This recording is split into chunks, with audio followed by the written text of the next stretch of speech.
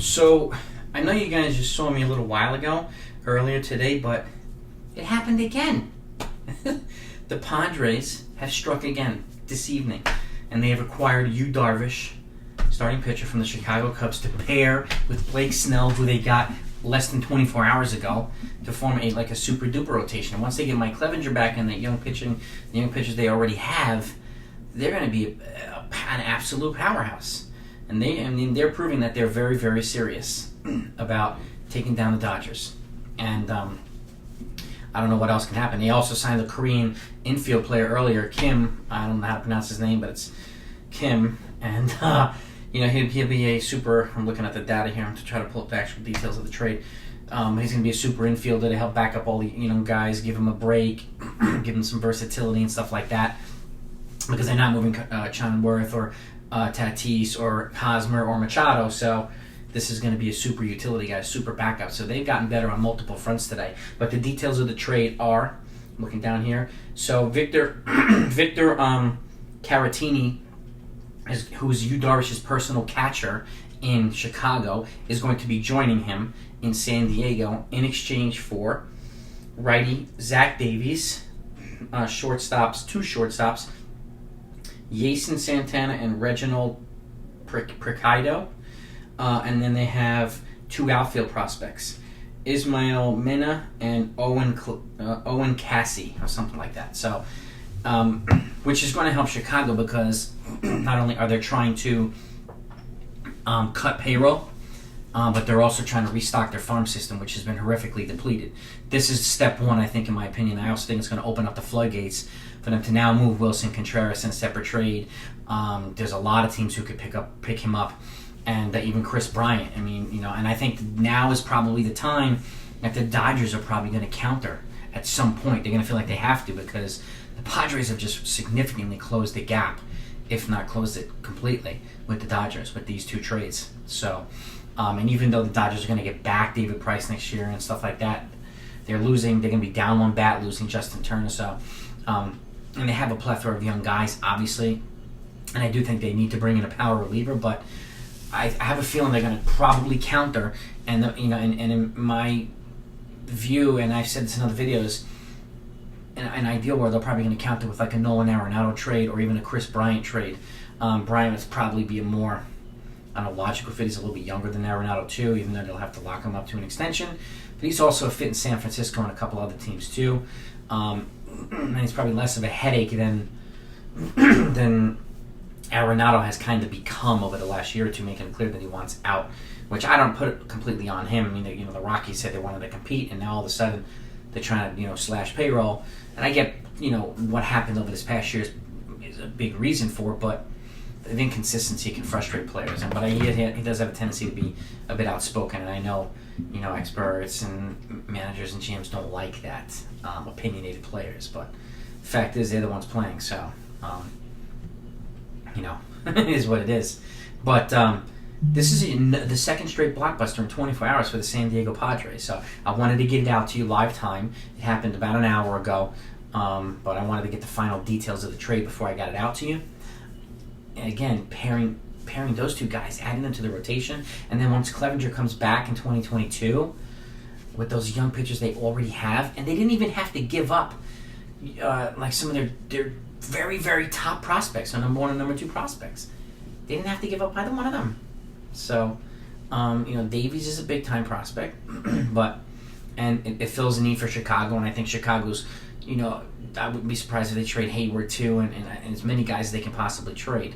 But I think Wilson Contreras, even potentially Baez, but Contreras to me and Bryant seem to be the most logical to go. Kendrick can go, but he's going to cost a boatload. But at the very least, I think this opens up the floodgates for him to start a rebuild process now. Their pitching in the minor league and the farm has been absolutely depleted. So, and even though they get a prospect back, they got a lot more position prospects than they did pitching prospects. So I can see more trades happening to cut payroll and get more pitching prospect capital in return. So this is a very significant move, and I think also that this takes, as much as I thought JT Realmuto was predicted to go to the Padres, even though they had a young catcher, I think this takes him out of the running now for the Padres because they're bringing in Darvish's personal catcher as well. So I just see him going elsewhere. Would I be surprised now if San Diego signed him? Yeah, I would, but crazier things have happened. So we'll see there. I think it opens up, the opportunity for the Phillies to really bring him back now, or as well as a couple other teams as well. So that's that. This is like, I'm really impressed. The GM of the Padres reminds me of Kevin Spacey from the movie Seven, when he just calls and he's like, "I've gone and I've done it again." This is exactly what he did. He Kevin Spacey'd everybody 2 days in a row, and it's good for him. Probably, and they've done it right. They've done a tremendous job of stockpiling prospect capital over the last bunch of years, developing them into becoming one of the top farm systems in baseball, and using them intelligently. Not only bringing guys along like Tatis and some of the other guys, but using them intelligently in these trades to bring in guys like Darvish and Snell, and they still have, some of the top two guys. There's Mackenzie Gore, and I forgot the other guy, but they didn't give up either one of them. So kudos to the Padres. They did give up a lot for both, but they had to. Now they are right on the Dodgers' butt. So I do see the Dodgers probably countering, but it also opens up opportunities for other teams too to get, particularly in the American League. And I the reason why I mentioned too, like the Giants being a potential fit, is because now the way I look at it, in terms of the National League West, I cannot see that the Diamondbacks or the Giants being competitive in that division unless they make some big moves over the next year or two. Because of the moves that the Dodgers and the Padres have made, they are light years ahead in the division now. And these other two teams are going to have to really, and Colorado too is going to have to make some monster moves or get a boatload of capital back for, Trevor Story and Arenado.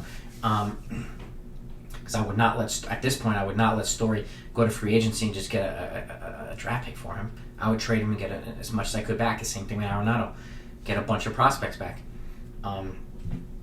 The Giants aren't in that enviable position. They don't have those types of people to trade, but they do have money to spend.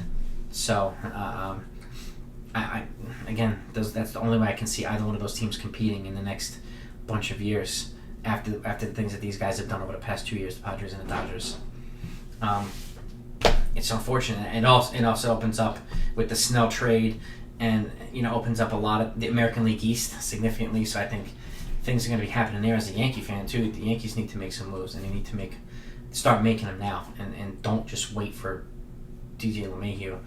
And I know the free agent market's going to be slow because there's not a resolution as to how the season's going to look like, but incremental moves can be made. They're being made.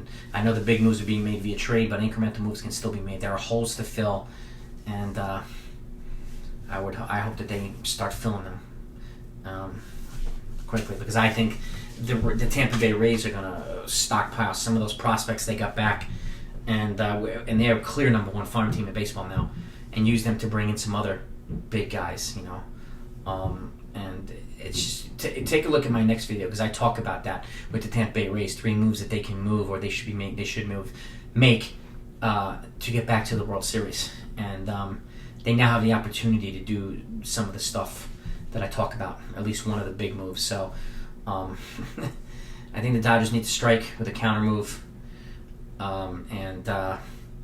we'll see what happens there. But this is big time. Hoorah! Round of applause for the Padres. You guys have done a great job. And you got Clevenger. Clevenger, Snell, and Darvish all within a year.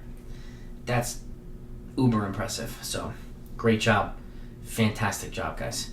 So that's the news. That's the update. I wanted to feed it to you. Hope if you don't know it, now you do. And please hit that thumbs up if you enjoyed this. And if you like good baseball content, stuff like this, whether it be just crazy videos, good videos, or updates like this on the fly, or as live as possible, as live time as possible, hit that subscribe button right now and the notification next to it so you don't miss out. Because anytime something comes like this on my feed, I try to get it out as quickly as possible. So hope you enjoy this. Be safe, everybody. Look out for each other. And may your 2021 be better than 2020. All the best, guys.